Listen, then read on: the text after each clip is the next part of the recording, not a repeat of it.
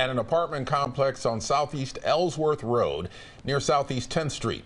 Police say a 16-year-old boy in the fight had a knife. They say he wouldn't drop it when they told him to, and an officer shot him. His name has not yet been released.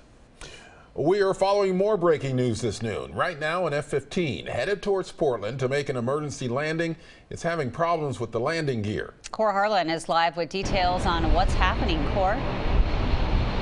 Well, you're right on the nose there in terms of the landing gear. Port of Portland knows as much as we know right now that at 8:46 this morning, an aircraft emergency alert level 2 was declared at 8:46 this morning for what you say is an F-15 with what is described by the port as some sort of a landing problem.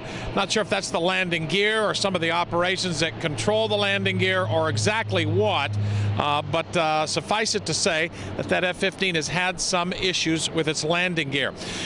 This is all centered right now around runway 28 left, which is, if you're familiar with the airport, it's the runway to the south of the main terminal there. We have emergency vehicles both at the east end of the runway, here at midfield, and at the west end of the runway as well, and they have been sitting here for a good portion of time this morning, at least the last couple of hours, in anticipation of this F-15 landing or trying to land or whatever it may be doing here. We assume it's going to land probably at some point, but it'll be back here at the airport. We were told a short time ago that it might be around 11:45 when it came back here to the airport. That time frame has obviously come and gone. So right now, Jenny and Ken, we are simply waiting for the return of this F-15 fighter jet based at the Oregon Air National Guard base behind me to return to Portland International Airport, again with what is described as some sort of a landing problem.